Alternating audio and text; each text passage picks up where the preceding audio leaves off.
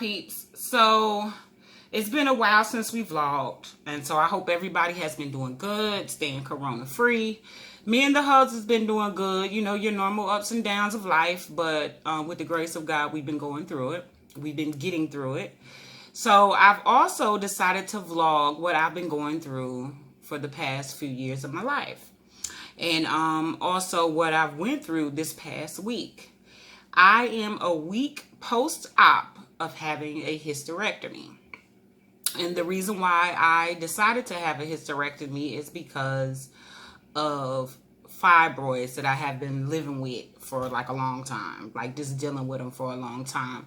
So I decided to vlog it because you'll be surprised of how many women go through this, and also how many women are suffering through a lot of the signs, a lot of the symptoms, and are scared to go forth with the surgery, you know, for fear of what it might be, what's going to come, and things like that. And I'm a newbie to it, so I don't claim to, you know everything. Only thing that I can actually do is speak on my experience of why I decided to have the surgery. Now, in 2002, I had a myomectomy. And the reason why I had a myomectomy because I had a large fibroid that was attached to my uterus. And at that time, it really wasn't causing me any problems. And that wasn't the reason that got me to go to the doctors in the first place. The reason why I went to the doctors was because I was actually having pain that came from a cyst on my ovaries. But it just so happens that when I got checked, the doctor also found that I had a large mass attached to my uterus, which was a fibroid.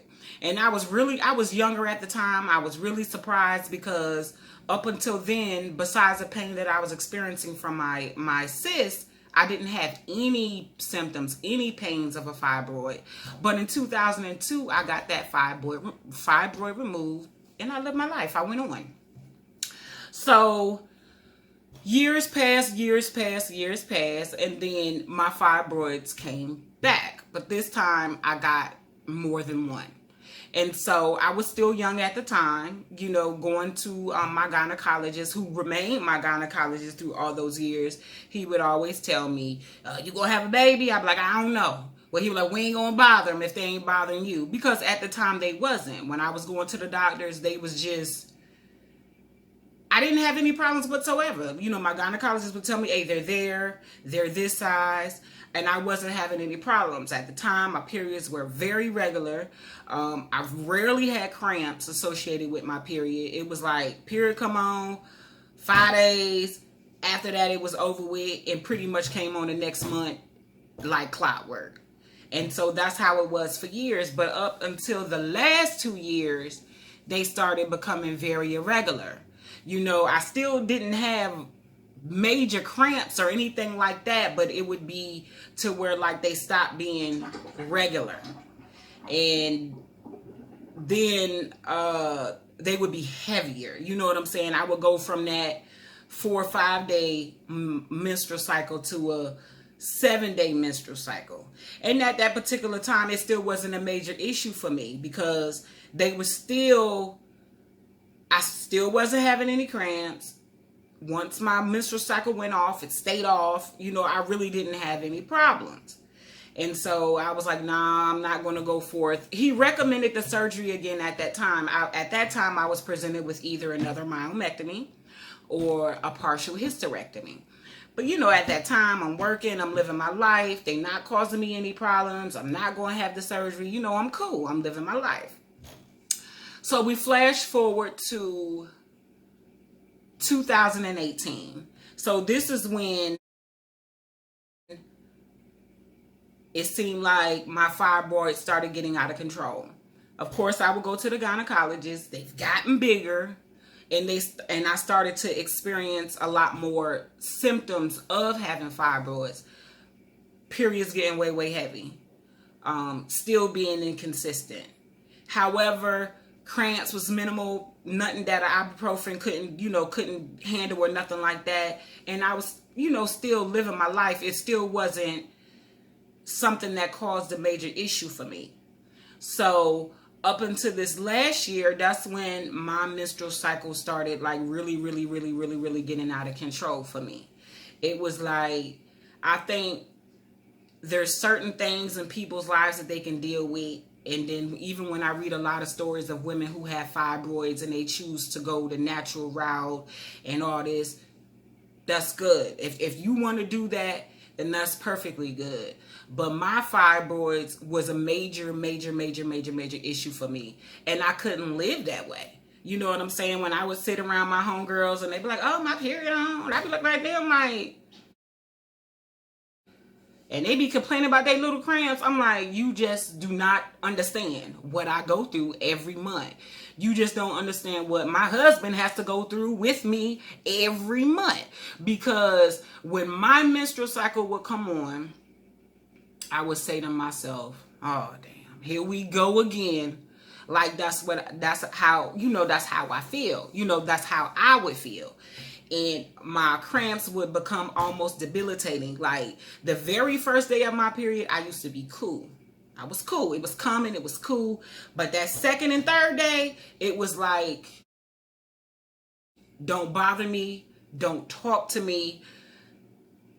I'm not feeling nothing. I'm not feeling no one. Just stay out of my way.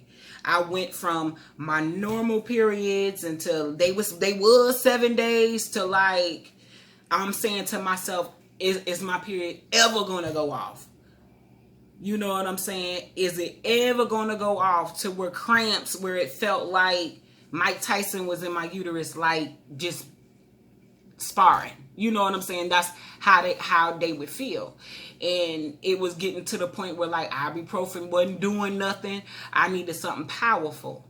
You know what I'm saying? And to where like I would go to work and constantly in and out of the bathroom and stuff like that. And I know people was looking like, dog, she go back and forth to the bathroom a lot. But I would go back and forth to the bathroom a lot, not because I had to pee or actually use it. I just didn't want to mess up my clothes, because like that's just how heavy my menstrual cycles were at the time. And a lot of times when you're feeling ill and you don't feel like going to work, it's like nothing stops because your menstrual cycle's on. You still got to go to work. You still got to do your household stuff. You still got to live. And it started to affect the way that I live.